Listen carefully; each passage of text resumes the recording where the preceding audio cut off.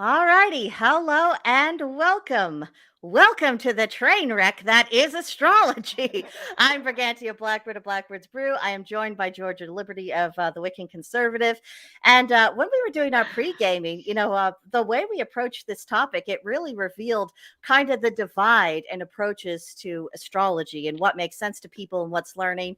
And this might just turn out to be more of a compare and contrast. But the focus is, of course, always about accepting our own astrological natures. And that means going to your birth chart, which all that is just the position of the stars and planets and what signs they were in, what houses they were in at the time of your birth. The way people present that information, I think, overcomplicates it. They make it sound fancier and more highfalutin than it already is.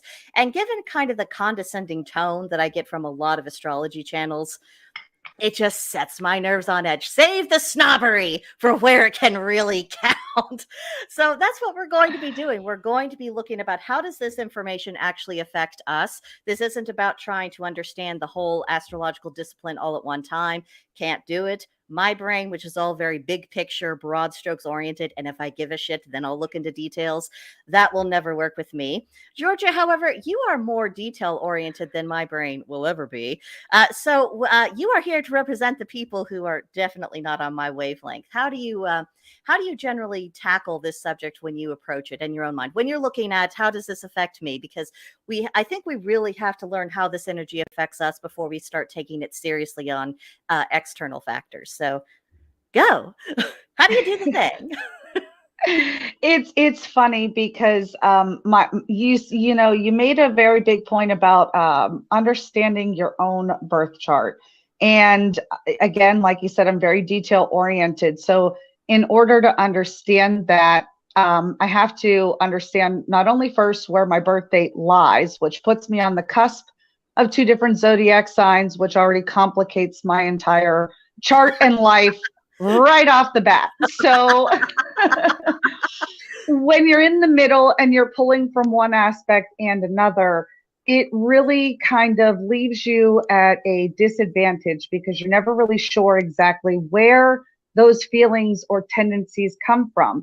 Then you also talk about your personality traits and the way your brain works. So you're always asking, like, is it because my mind works this way, or is it because I was born under this sign and I have those tendencies? And I was really excited when you said you wanted to get into this conversation because it is overwhelming. People, I think, have a hard time getting on the bandwagon to understand the juxtaposition of the planets because everything is a moving part and it's so complicated. And there's a lot of math. Let's be honest here. Angles. We have machines for that. I'm in favor of all machines doing the math for it. Angles, position, sine, cosine, north, south, east, west. You've got all these different things. So it becomes overwhelming really quickly. And, we don't want to intimidate anybody. We want you to be comfortable. And I think the first step that anybody's going to want to take is, your sign. What sign were you born under, and what tendencies does that lead you towards? And let's take a look at that. Let's start at the beginning. Yeah, definitely the beginning. And a couple of weeks ago, I came across this meme on Pinterest because all of this astrology stuff has been popping up on my feed for months. So I'm like, okay, I get it. I hate this entire topic and most of the people who teach it, but okay, I'll wrap my brain around it. I'll start making an effort. But it said that astrology is really like a language. And one of the big hiccups is that people don't actually deal with the actual terms first. They said it's like you're trying to teach a baby how to write an essay when they're working on mama and dada and what are our ABCs, or even hell, what are our fingers? There are things that people aren't ready for it, and that's what really makes the more in-depth astrology videos so utterly useless on a practical level, is because thank you for making it as obtuse and obscure and as opaque as possible, because no one walks away from those discussions feeling any the wiser. And those who claim to, either you're really well read in, or you're a liar and you're trying to impress the rest of us. So in about 85% of the time, I'm thinking, liar. So, and we've tried to tackle this subject in the Gilded group, looking at birth charts, and I'm not sure any of us really walked away any of the wiser for it because it was still just so much. So to aid today's discussion, and I also posted this in the Gilded group, so you can follow along with it if you want to. If you're not part of the Gilded group, go ahead and join. It's in the Brigantia Blackbird channel there under the soapbox category. But we have some cheat sheets. This is the astrology cheat sheet on the left-hand side. At least it's left-hand on my end. And essentially, it's giving you, what is your natal chart telling you? Your rising sign, which is your ascendant, your setting sign, which would be the descendant, Sun, Moon, Mercury, Venus, Mars, Jupiter, Saturn, Uranus, Neptune, Pluto. We're not touching asteroids today, gang. This is enough. This is enough. But this gives you just short, brief sentences as what kind of information this is going to tell you about yourself, which means depending on what's going on in your life, that gives you a first point of inquiry. Of, let's say you're having problems with your romantic life. Well, you can see that you want to look at your setting sign, your moon, and your Venus, and also your Mars, because that's all going to affect your romantic life. But if you're thinking about your job, you're going to be looking at other signs, and that it just really, this gives you that foothold of where to start. Now, to the right-hand side, we have the explanation of what cardinal, fixed, mutable all mean, because we toss these words around without defining them. So very briefly, going to, cooperate with me. Okay. So a cardinal sign, essentially that's charge. You're initiating, you're dynamic, you're taking action. Those obstacles, they don't even go because you're over, around, through, whatever. This is the cardinal. This is the doer. The fixed signs, they aren't as quick to get started, but they're very good at following through. And once something is a pattern of life, they continue on doing it. And then you have your mutable signs, which are very adaptable and flexible, easily distracted. So just that alone, if you just know what your signs and your various planets are, that gives you, okay, am I more impulsive like the cardinal signs? Do I have more staying power like the fixed signs? Or am I very flexible and chaotic like the mutable signs? That in and of itself really helps you going forward. And before we get too deep, we also have this other visual aid, and we'll be bouncing back and forth through all of these, I'm sure, many, many times. But the planets, essentially, it is the what. What is happening? And then the signs that are in the planets, that is the how it's happening. In what manner is that energy manifesting? And then finally, the houses, that is the where, and that is in what aspect of your life is something taking place. Putting those three things together, and we've got ourselves, a baby food building block tinker toy version of astrology that we can at least get started with. So, I mean, that gives us something that we can at least go on. And that's really my starting point with all of this. And for everyone watching, I am keeping an eye on the live stream comments, because I want us to be able to get into things if we possibly can. Because again, this is questions.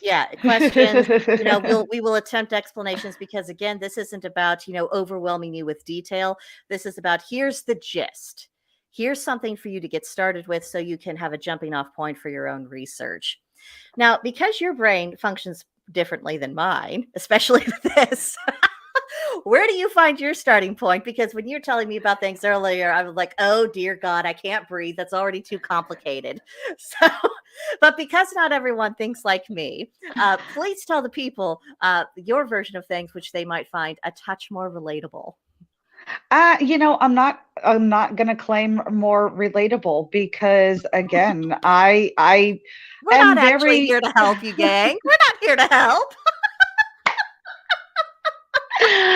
Everybody has a different way of doing things, and if anything, I want to be a point that makes you question, because when I first just kind of eased into it, I thought we were speaking the same language, and I'll let the audience be the deciding factor on that, because you do want to start with, like you said, your personal chart. Everybody wants to talk about, like, oh, well, where does this go and where does that go?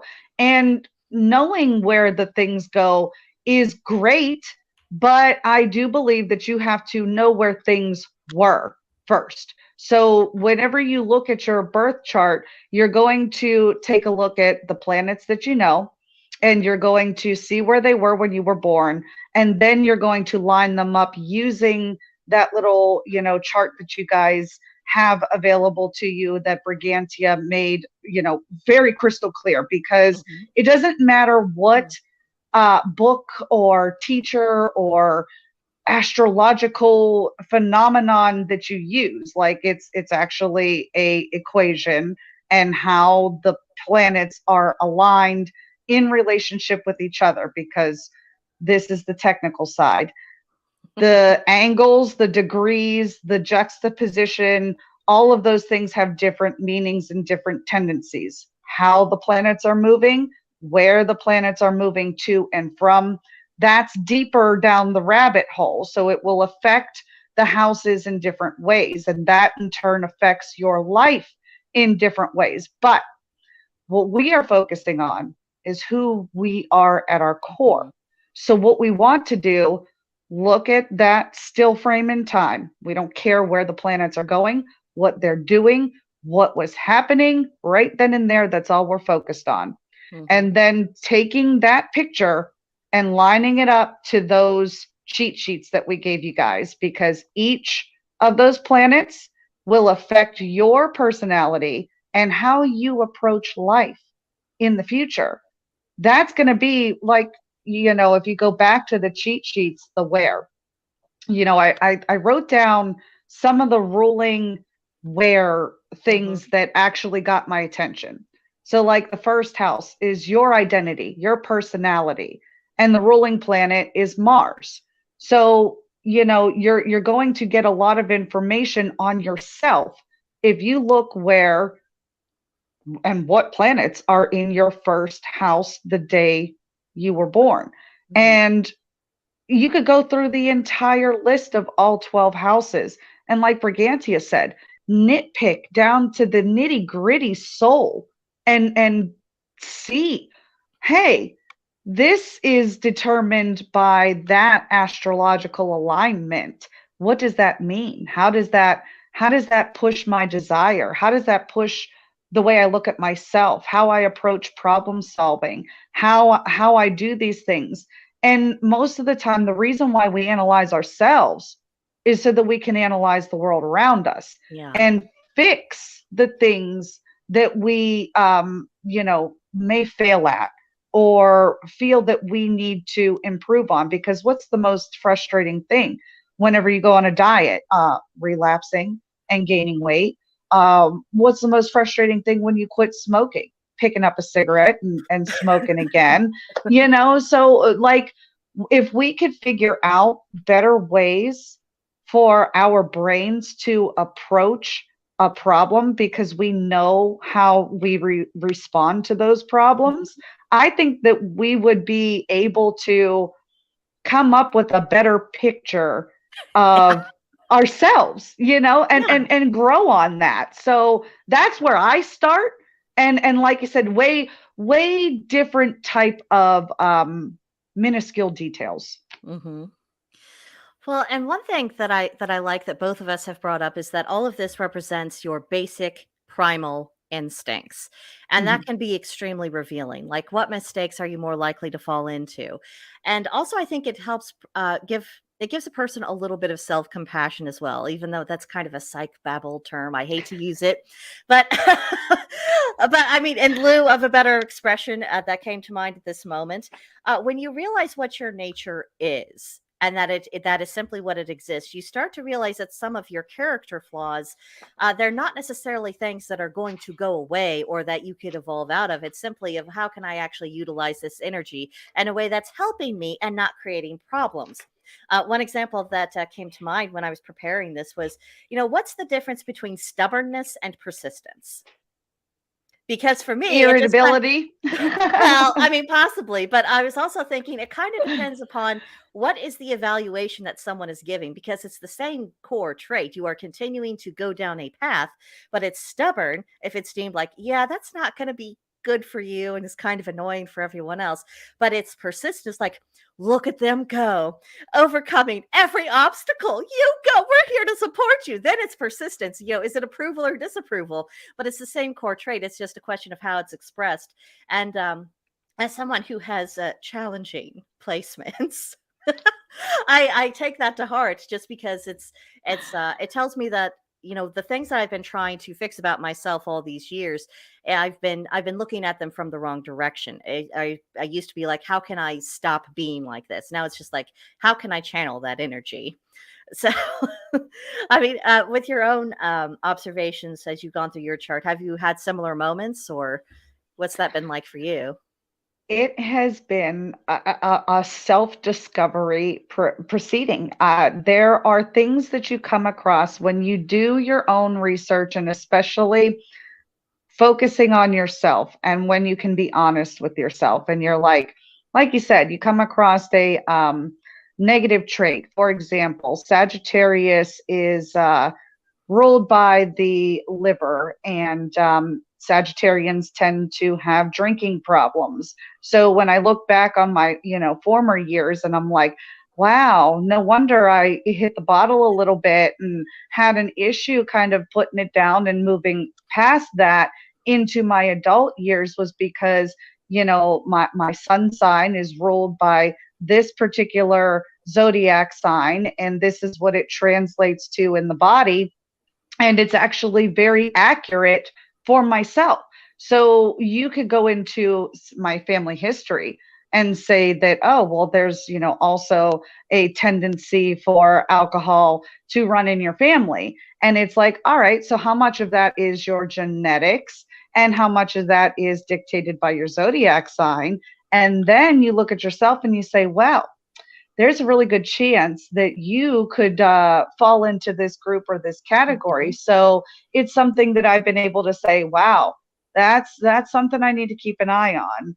And now that it's to the forefront of my mind, I can use that to my advantage to say, all right, we may drink on the weekends, but Monday through Friday, that's it, which isn't true. I mean, I'm here and there, but it is what it is. It's an example. It's an example.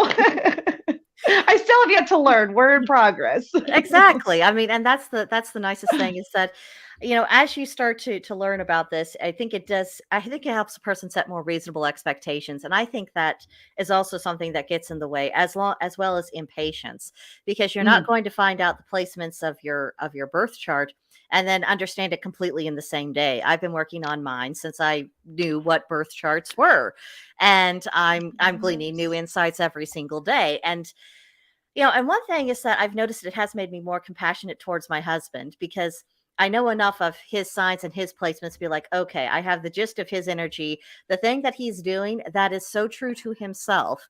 I don't need to annoy him about it. I need to give him some space so he can do his thing. And that's where I think you start seeing how the study of the birth chart, how it can be really productive in relationships. You're like, okay, people, these are their core instincts. And if they aren't following their core instincts, that probably mean that there's a bigger issue. Because that's also something that I've come up, because when I first started investigating charts, there were certain things that I didn't really relate to, and I didn't understand how that was really a part of me until I started thinking about how I was raised, what kind of behaviors were reinforced or not enforced at all, within my upbringing. And I thought, okay, that also has an environmental effect. So, I mean, I think this is a good way for us to just kind of start thinking, okay, there's multiple factors here just to consider. So I think it's time for us to make use of our lovely cheat sheets. Bring up, cooperate. There we are. There it is. Oh, and for the audience, if ever I'm saying cooperating and making this face, it's because the computer isn't obeying me quick enough. So we've got the cheat sheet for the birth chart. Let's just pick a planet that both of us know what our placement is in, and just start looking at it to kind of demonstrate that thought process that other people will be going through as they're examining their own charts. What do you reckon? What do you feel like tackling? Because it can all get very personal. So, Why don't you just, do the ruling sun signs and keep it like because most of your astrological charts are going to be based off of the sun anyways. It seems to be the masculine ruling deity, and if I'm not mistaken, that's how you um deal with yourself, your self-expression, your pleasure, and your creativity. So why don't we do that? All right, I tell you what, in this discussion, we'll kind of tackle the sun, the moon, and the ascendants, kind of like the big three, because Mhm. that's something that most people can wrap their heads around. Okay, so the sun representing all the things you said, the life force, your personality, the core of who you actually are. Now, you're Sagittarius, which is mutable and a fire sign, all of the flexible, adaptable things. I'm Leo, so, stubborn, here's my crown, please bow before it. All of those lovely things. Now, here's where it can start to get interesting. Uh, it's where it is in our houses. Now, for my sun sign, I am in the seventh house. So, all of that energy of rulership and wanting to shine and glow and kind of take charge of everything, that's manifesting primarily in the lives of, relationships, marriage, business partners, and just any aspect in which essentially I am taking the lead and in charge. So, that is why, you will also see why, me being me, why we spent all of the month of February at the server with me posting, love poetry and romantic music and talking about different mythological romances. It's because the core of who I am is wrapped around those relationships. That's not something I can change about me. That's just something that's an expression that is.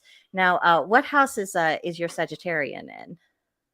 That I don't know because I don't know Okay. exactly when I was born. I Okay. did an entire chart. Oh, Jesus. I mean, back when I first got over, and like I said, in my books and everything, it's been gone because I'm a loser. But with that being said, I have the opportunity to redraw everything, which is exactly what I intend on doing after all of this wonderful stuff is done, because I studied the wrong book today. I am the one who threw the entire stream into a tailspin. So instead of being really, really, personal with you guys, Mhm. I'm just going to give you some things that actually touch base with what I've identified with, Mhm. as far as being the cusp sign, because this is actually really interesting in my opinion, and it will play into where my planets fall on my personal birth chart, because Mhm. being a cusp sign, I'm a Sagittarius on the cusp of a Scorpio. So I fall into Sagittarius on the Mhm. 25th, but I'm so damn close that some of those planets are definitely ruled by the Scorpio sign. And I think that most of my identity, my first house, really is in Sagittarius through and through. I am very stubborn, highly excitable. I have a short fuse and I go with the wind. So, I mean, on the seat of my pants, I don't have a plan most of the time. But in other areas of my life, such as, the eighth house with, the sex, the death, Mhm. the magic, the occult, the transformation. And whenever you go into like community, collective, the friendship, the earned wealth, you're talking about being a really grounded Mhm. person who has a plan, who goes into the legal aspects and is very frivolous with money.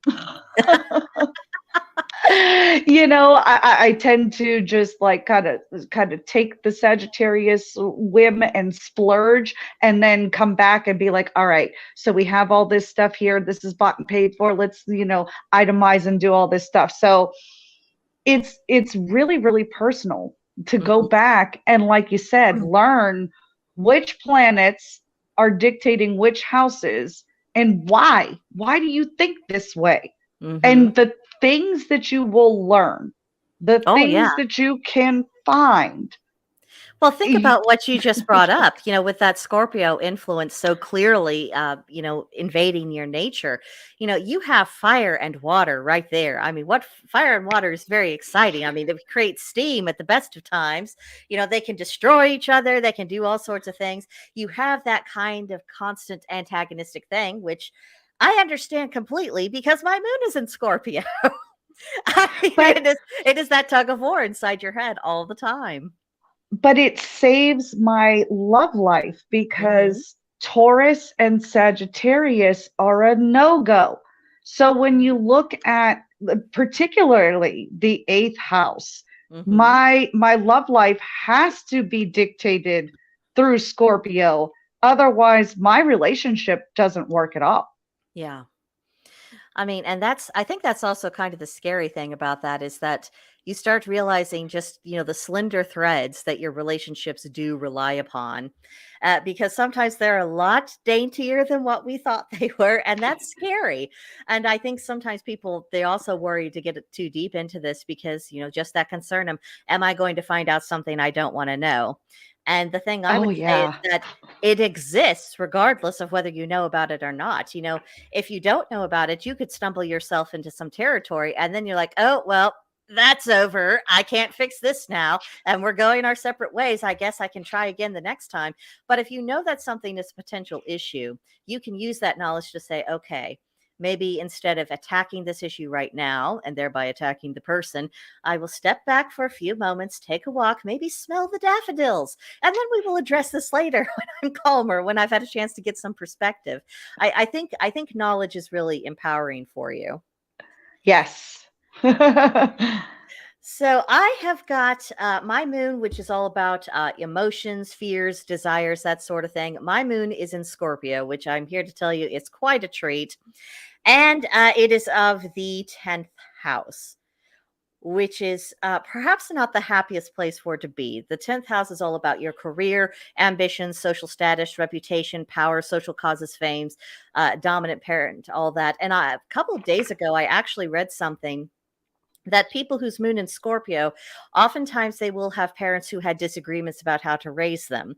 Now, I know that my mother and father didn't always agree, but I am wondering if perhaps those disagreements went a lot deeper than what I was aware of as a child because, parents, you don't let your kids know that. That's dangerous information for them to have. They will use it against you. But it makes me wonder, and for the emotion of everything, my emotional makeup to be tied into the ideas of ambition, of what am I accomplishing, what am I doing. That's I mean it leads to a lot of analysis of what are my motivations really.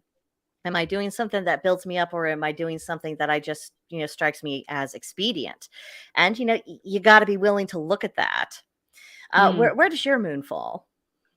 That would be a great question. Again, I did not bring anything Oh no. pertinent Okay. to that Okay, information. we'll just pick on me. We'll just pick on me today. That's all. That's fine. I'm That's fine. sorry. I am so sorry. I went very, very vague and broad. I did not get as personal as I should have gotten.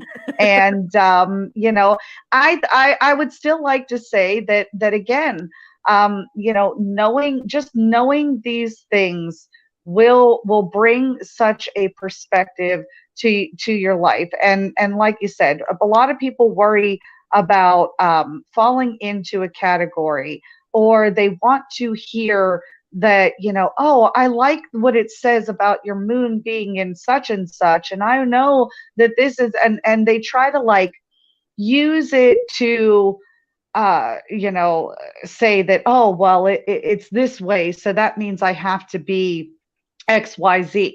But Uh-huh.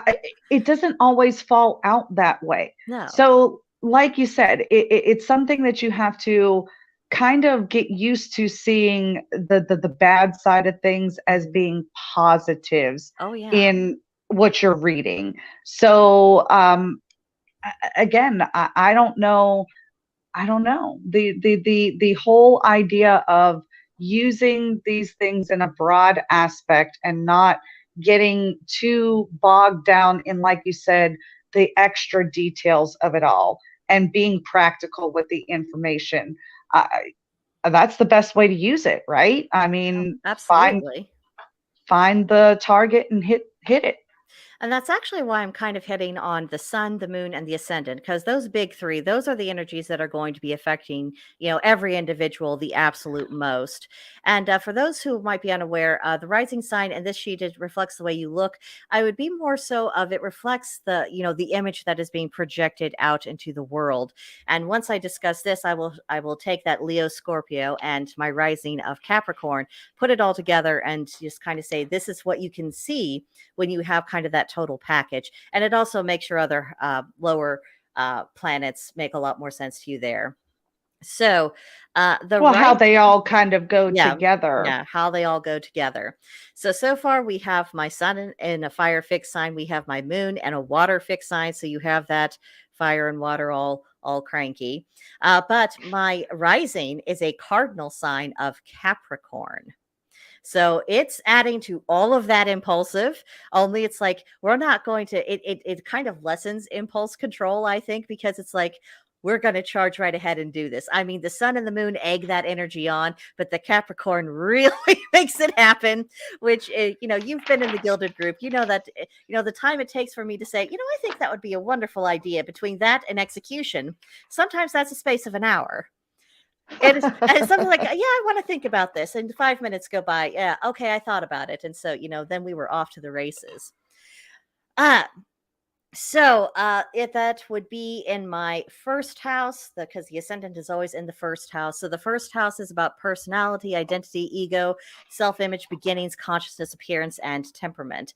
So I have the world fooled into thinking that I have the temperament of a Capricorn. So may the odds be ever in your favor, gang. But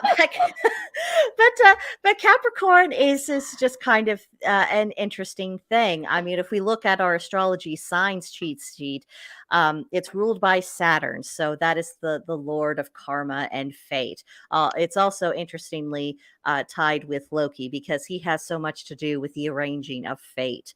But it's about reliability, intentionality, but it is also strongly impulsive because it is that cardinal sign. Now, because it's Earth, it's probably the least impulsive of the cardinal signs, but it's not like a fixed sign, and it's not as whimsical as a mutable sign.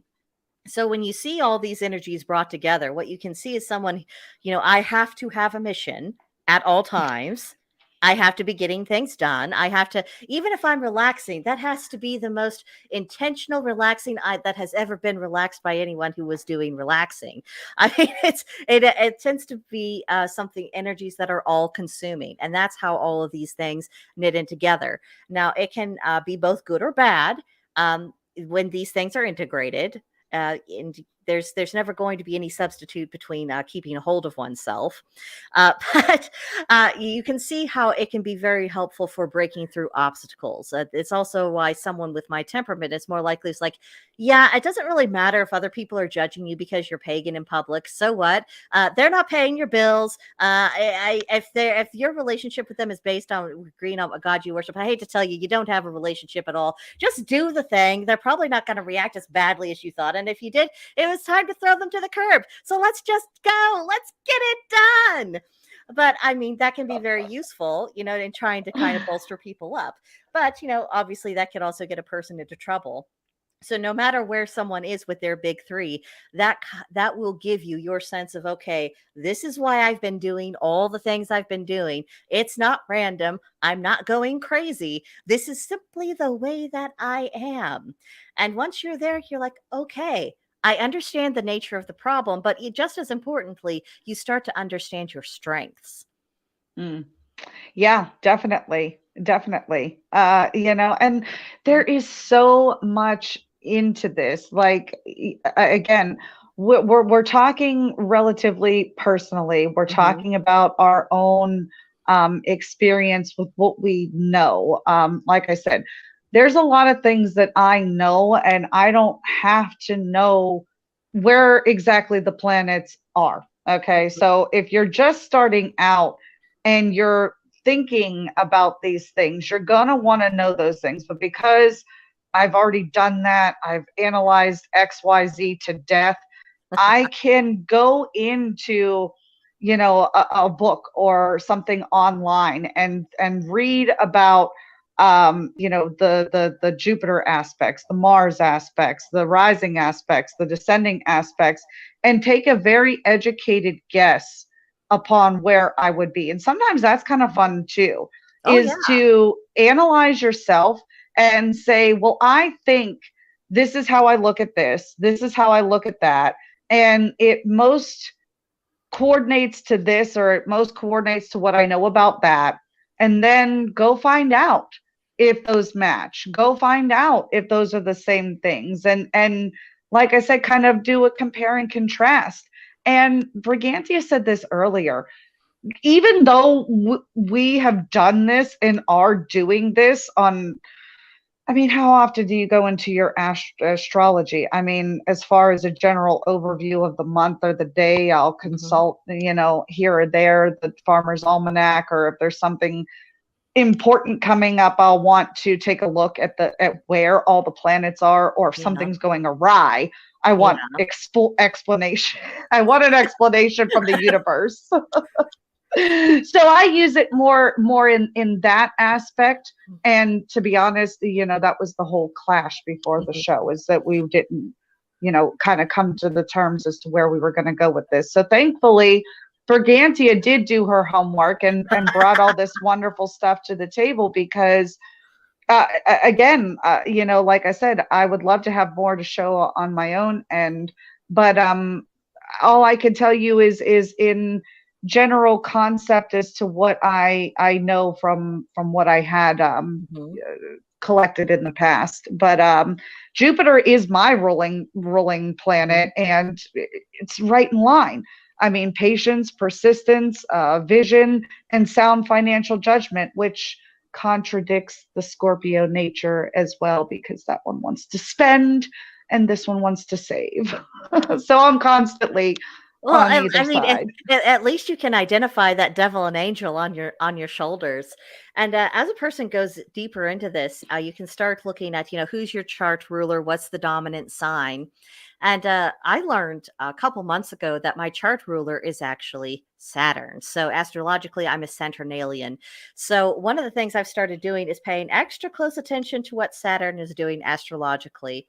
My own Saturn is in Libra, so I'm looking to see, okay, when's the next time Saturn's going to be in Libra? What does that portend? Because I will probably be feeling the effects of that a lot more than what average people will do. And that's another thing that you can really use your birth chart for. Once you know your placements, so you start paying attention to where things are, you're like, okay, I can see trouble coming. Yesterday when I was having internet troubles and I was basically having an analog life, which was not as bad as you might think. I kind of enjoyed it. I was sort of sorry to come back to the rest of the world, to be honest. But what I was doing is that I started doing a lot of prep work for the coming months. And one of the things I do on my prep sheet is I make a notation of what planets are and what signs, what dates they change over, and all this and that. And so that gives me kind of a heads up, especially once we start going into the retrograde season. Now, everybody's favorite time of year, right? That's the only time normies will acknowledge that there is something afoot in the universe, is when there's such a disruption. I mean, most people know about Mercury retrograde, and even the people who don't believe in that, usually they feel the effects of it. And that's usually at the server when I'm trying to really mind my tongue, because I'm like, okay, everything I say is going to come out wrong. I have a communication problem from the word go, and I'm trying to do community building. So, let's just laugh about the irony of that. So, like, I feel like that entire 6-week period, I am just tiptoeing on glass every single time. And it goes into retrograde like 4 times a year. So, so much fun. But sometimes you also it's a blast. Sometimes you have these retrograde planets in your birth chart too. I am very fortunate because the further you get into the summer, the more likely you are to have planets in retrograde. I only have one, and that's Neptune. So, I mean, thankfully, I got off pretty lightly. But that is another layer of analysis, because whenever something is retrograding, it's essentially revisiting the past issues of what that particular sign is dealing with. So if we go back to where's my doohickey? There's my There doohickey, it so everyone is. can see. Okay. So, Neptune, we can see from the planets in astrology that deals with the subconscious. It's ruled by Pisces, so dream, spirituality, psychic sensitivity. Because my natal Neptune is going in retrograde, what that communicates to me right from the word go before I do any other research is that there are aspects of that part of myself that are needing to be fine tuned, or that there are underlying issues. And then again, we take it back to where are we at in our real lives. Well, in my real life, there was a lot of suppression of my intuition because I was raised by Jehovah's Witness parents, which that's on a whole other level. If anyone who's been exposed to that culture, any kind of intuitive talent or senses, yeah, if that gets noticed too much, people are going to think badly of you. They're going to start backing away. They're going to think that you're into stuff that you shouldn't be into. Like, this is a naturally occurring ability, but I didn't know that at the time. So I was doing my very best to kind of keep that under wraps. Well, anytime you try to hide something, people can sense it. They can sense you're holding back all the time. So, it made me even more untrusted, as things went along. And it took a long time to start unearthing that. I mean, that's why I always refer to myself as the witch who has only a thimbleful's worth of talent. I'm just barely not a normie. And it's because of all those years of repression and, breaking down those internal barriers and learning to use my own capabilities well. It's like, you have a talent for the piano, but you never learned until, you were 45, and suddenly, you're not going to make it to Carnegie Hall, but you could probably learn to play well enough to where, it's enjoyable for you. It's pleasant for other people to listen to, but there does come a point where if you don't allow yourself to develop at the right time, you're not going to completely live up to that potential. And, and that's something that a person has to make peace of, with if they find something similar in their own charts. It's like, oh, I didn't deal with that earlier in life. Well, where do we go now? I mean, and that's all you can really do. And that also, it has helped me to know when to lay something down. Because I have two fixed signs, sometimes it's very difficult to let anything go. And other people who have fixed sign placements that are in the big three, you know exactly what I'm talking about, because you always like, well, if I just worked a little harder, if I put a little bit more effort into it, if I just did more, maybe this could all resolve itself. But there comes a time when no, you actually can't, because and that goes back to one of the lessons that I teach in the Wicca classes of like, your will is not the only active will in the universe. You're encountering other energies and your will is getting mixed up in that. So there's reasons why we don't always get our way and why things don't always fall that have nothing to do with, nothing to do with your capabilities. It doesn't mean you went about anything wrong. It's just like, this was not the climate for it. And that's another thing is that, when we look at the climate of world events, because there's been some pretty significant planetary movements that correlate with very cranky periods of history, and everyone's, understandably concerned. Well, that tells me, we're not in a climate where we can all hold hands and just knit ourselves back together. That's not the climate. The climate is like, no, matters have come to a head and we're going to have some kind of resolution. And no one wanted to do it the gentle way. So it's just going to have to be what it is, which is why so often in our discussions, we're like, so after the horrible stuff, whatever that consists of, we got to start planning for what happens after that, because that's going to be the main thing. The rest of this is just karma in the most literal sense of the term. So we're just going to have to take it. And then, we have to focus on more pleasant things down the road. But I mean, if you can do that on a smaller scale with your life, that is yet another useful aspect of astrology.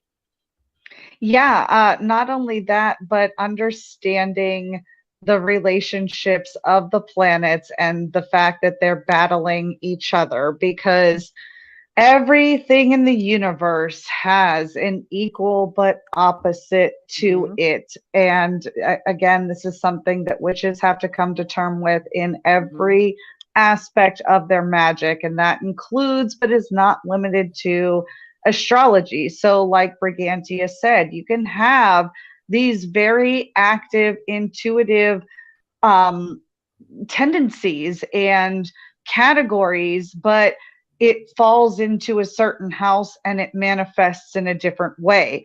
or it is opposite a positive aspect of planetary alignment, and it has a different respect as how it plays out to an individual, which, going back to knowing your own personal makeup, is going to make that a lot easier for you to understand.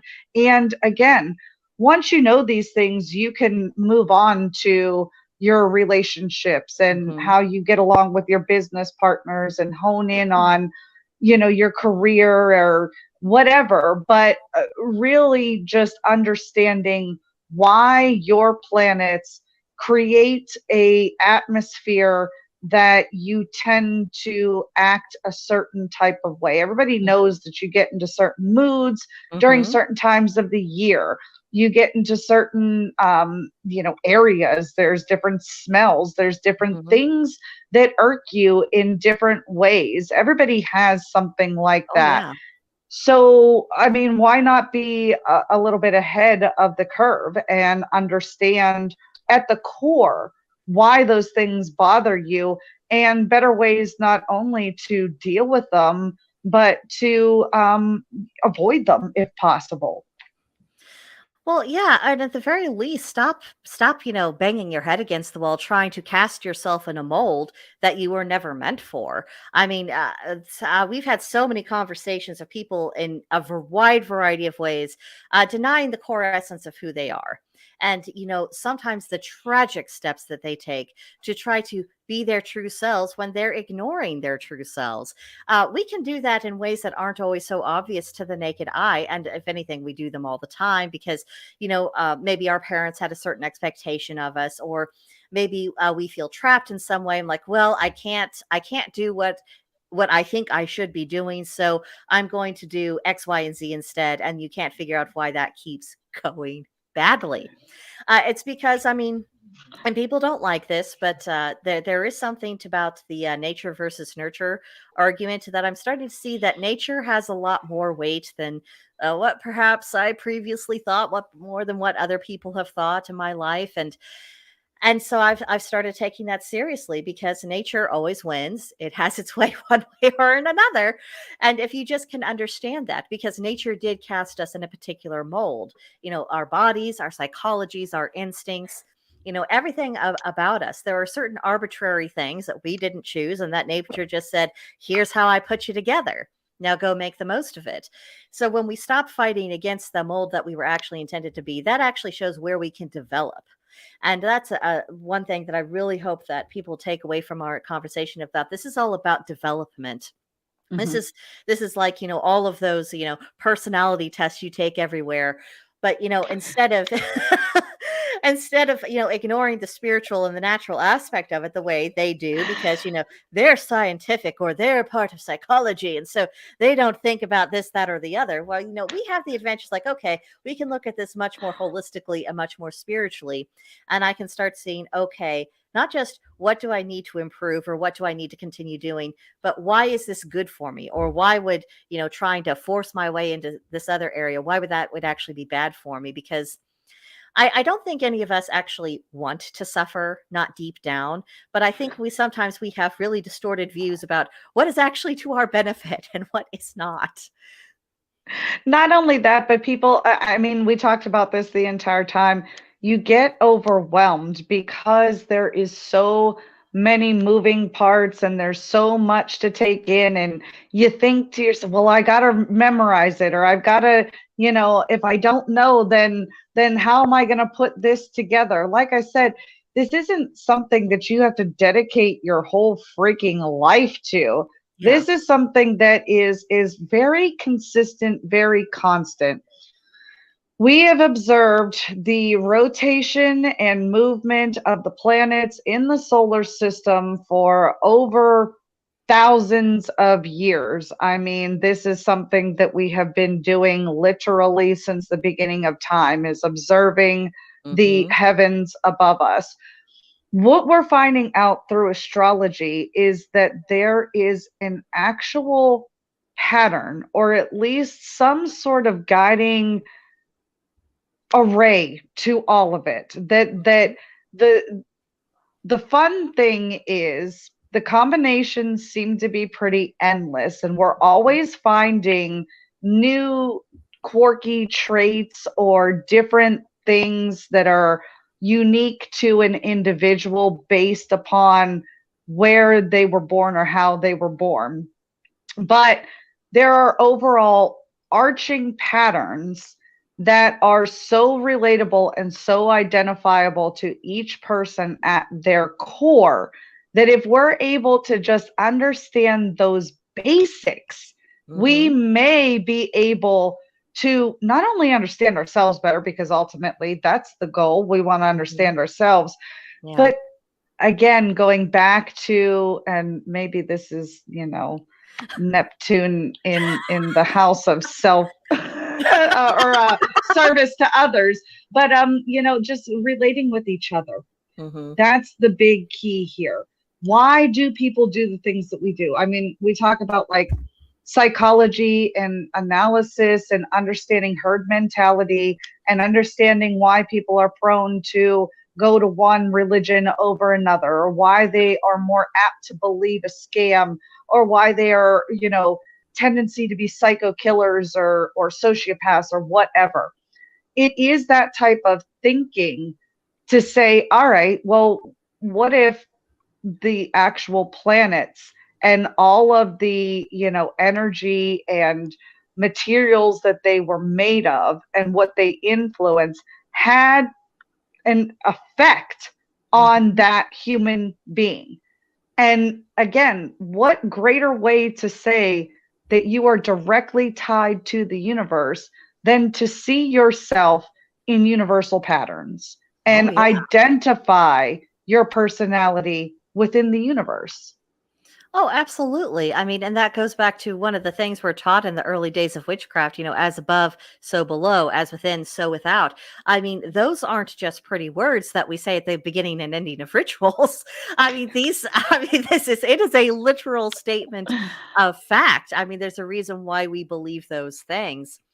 And I mean, and I'm not going to claim that we understand, from a scientific quantifiable view, how it all works and how it all fits together. Like you said, we have observable patterns, and I'm like, you know what, if I observe something happened 50 times, I'm going to say, the next time those conditions are similar, it's going to happen probably for a 51st. Like a spoiled child, if they scream to get the candy and the parent gives in each time, you're probably going to guess that the next time the kid screams, the parent's going to give them the candy, and you'll correctly guess that the child will grow up to be a monster that no one wants to be around. That's pretty consistent. We've observed that in human behavior. We don't need a scientific study to teach us that. Now, I'm not against science at all. I'm saying it definitely has its place, but we don't have to wait for science to catch up with our common sense and what we can observe with our own eyes.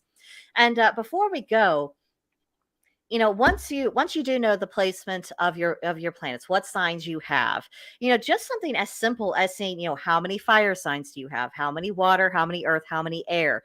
Does one element tend to dominate? That in of itself tells you about something before you explore anything else. Well, do you have a lot of cardinal signs, or a lot of fixed signs, or a lot of mutable? What's in the majority, or is it evenly spread? That will tell you something before you get into all of the rest. And then if you see, I have 27 planets and, and this, 27 signs in this one particular planet, that's probably significant. Maybe I should look into that more, as well as all of the various deities from different cultures that could be associated with that kind of energy, because maybe that's a sign. Like, and I alluded to this very briefly earlier, with Capricorn being ruled by Saturn, my entire chart being Saturn dominated, that being related to the god Saturn and how I relate that to Loki. And suddenly Loki is the primary god I work with.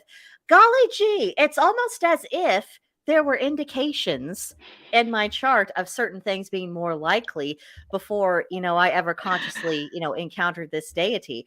We can learn so much, and so much can make sense in retrospect.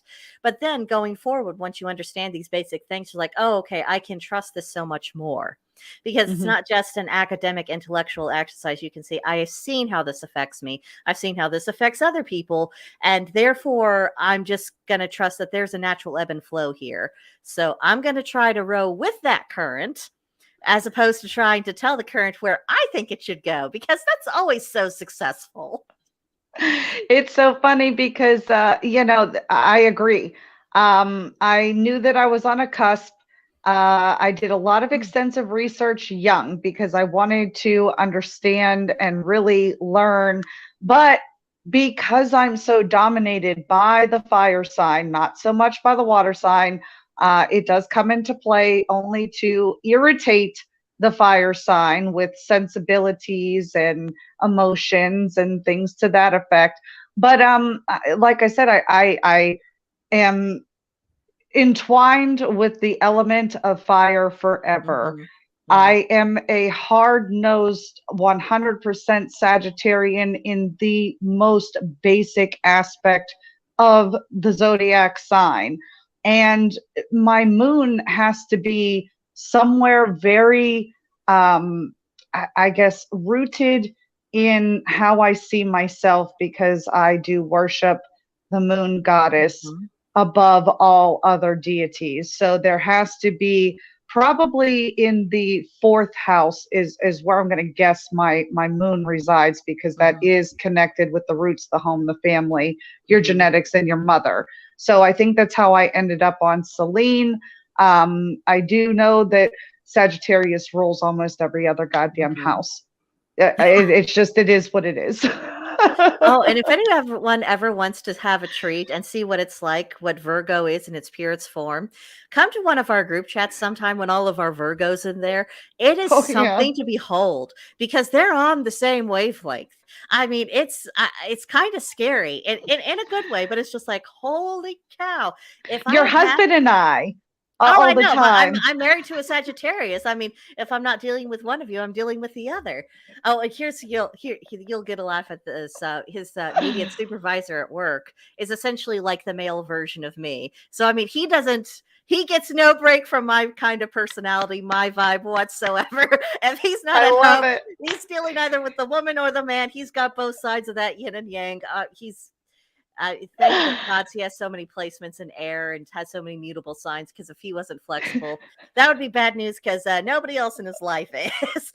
But I mean, and that's the thing. I mean, once you understand these things and know them, you can kind of appreciate these quirks. And it also kind of tells you about, if there's a job to be done, you have a better idea of what kind of person is actually suited for it. And that's something that I've thought about, because I want Blackbird's Brew to go on for forever. I want to continue gathering pagans together. I want other pagans to form their groups, and for us all to connect and web weave together. But I also think about, okay, I'm not immortal, obviously. What happens when I die? Well, I want someone to kind of take over the next generation, to carry on with the work, and to make sure that paganism keeps on going forward, and that we're all kind of walking in this really positive way. One of the things I've thought about is that, I would want someone to take over from me, someone who is actually very different from me personality, because they'll be facing different challenges. They will need to attend to work that I left undone because I wasn't the person to do it, or because I didn't have the temperament for it. So you start to seeing how each person has their place, they have their time, and you can find purpose in that. And I feel like there is a hunger for purpose out there for people. They don't know where they are, who they are. I mean, the COVID lockdowns did not help anybody. I harp on that all the time, just because, well, between our astrological discussion and, our chakra workshop, which was rescheduled for this evening, guys, because I have internet again, rescheduled for tonight, 6:30 p.m. Central Time. We will be there. We will be discussing it. But just working with the root chakra, I realized, things are just not in this healthy state. And when your foundation is unhealthy, that has its ripple effects in all other aspects. So I feel like this is a good step forward for us to start relaying our foundations, with our astrological charts, with our chakras, with just asking ourselves the big questions, and kind of leaving the noise of the rest of the world kind of to one side. Just kind of ignore what everyone else says. Worry about your fears and your hopes, your dreams, your expectations. Just kind of focus on what you actually think, what you actually believe, and then go from there, because that's what you're going to keep coming back to. And the only question I would really leave people with is, how many times do you want to set yourself up to be knocked down? or are you ready to start positioning yourself in, a firmer bedrock? So, Well, I wanted to say on that COVID note, you guys yeah. had plenty of time to, read giant books like this and write your own things and not do what I did and read giant books like this giant book and come up with ways to talk to people about how everything corresponds instead of doing the homework Brigantia asked you to do and being personal with it. But no, I mean that's exactly it. To know yourself, you have to be willing to ask yourself the question and then go on that journey to find the answers. And again, we aren't saying that you have to know everything about No. everything all at once. You just sat here and watched me make an ass out of myself on live, You and I did really not. Oh my God. Stop beating yourself up. Gang, I am not at all confident that I actually successfully communicated to Georgia what I had in mind. I mean, this is at the very least a 50-50 split. I feel so bad. I do. I feel so bad because I was underprepared. I'm on like a completely different level, but again, you hit the nail on the head on so many different levels. I hope that nobody feels overwhelmed by this because Yeah. that's not what this is about at all. No. And you can see that it's something that takes time and it's fun. Have fun with Yeah. it. Have fun with it. Yeah, I mean, enjoy the quirky little things because you never know what you might uncover. And then it's like finding a really pretty shiny rock. My fellow Yeah. magpies out there, with that joy when you see that shiny rock and you realize, oh, it's just there and no one is guarding it. Therefore, it's now mine. That's how it feels. And you start appreciating your own natural quirks so much more. And, take it slow, like Georgia was saying. Don't beat yourself up. Let yourself kind of marinate and live with the information. I mean, you know how you cook when you cook a really good stew or a chili. You want to start that stuff in the morning. You want to have a late dinner. You want to give those flavors time to just kind of mingle together and be all kinds of cohesive and happy. That's the same thing with astrology. To get that ultimate cohesion and that integration, you're just going to have to live with it. And you'll have really confused, scattered notes, probably like like I do. It's a mess. It's a great big mess. There's charts. There's marks. Everything. There's marks all over the place. There's all sorts of stuff. And I haven't even started on the full examination of my husband's, which I tell you what, it's a good thing that I will be using my powers for good and not evil. And because I'm going to figure out exactly what makes them tick and why. So, yes, mental note: be very careful about who you marry. You always want someone who's plotting for your good and not your evil. But yeah, I think that's all I really had for everybody. And again, if this is a complicated thing, so if people want to carry on the conversation, please come see us in Gilded. We're not going to have all the answers, but we are willing to hold your hand while we explore the questions together. And that's more than you're going to get from the astrologers who say, and now you need to spend Buy my book. $99. You need to buy my book, attend my workshop, and pay me to read your chart for you and essentially just read off a computer sheet. Yeah, don't do that to yourself. Don't feel like you have to go that route. Don't overly invest in people who clearly are just using you to improve their bank account. You can do better. I think we all can. So that's really it. Subscribe to Georgia's channel. YouTube has been very mean to her lately, and I think we should let They YouTube always know are. I think we should let YouTube know how we feel about that. I'm sick of it, and they're funny. I find them funny. Well, I have the crown, so I have the injured majesty of I cannot believe these people, these tool makers, who should be glad that anyone is using their tools for any reason. I cannot believe they dare interfere with us. That's how you can tell I'm a Leo and Georgia is not. But I was gonna say, I just that's fuel to my fire. That means that I need to step up my game and spread around. So I've been kind of telling everybody, you know, I'm trying to give Rumble that second chance. I have been uploading a little bit over there, and then Violence actually told me that the Odyssey is still syncing. So there's synchronization for you Odyssey users out there. Enjoy that. I hope to get the laptop back and see what we can really start cooking. Yeah, definitely follow us and help encourage us on alternative platforms. The day may come when we have no other choice but to use them. But right now you have them. We have them at least set up as placeholders, and we're using them to make mistakes as we figure out how to do the stuffs. Oh, and we finally got a comment. Good old American Paranormal Podcast. Hello to you, sir. Ton of great info. Thank you. Thank you very much. And please, never feel like you have to be bashful during these live streams. You are never interrupting the conversation. When you comment, you are adding to it. And I think you make for a better show. So that's all I've got. Follow Georgia on all the things. Come see us on Gilded. And yeah, that's it for now. That's better. Bye, everyone.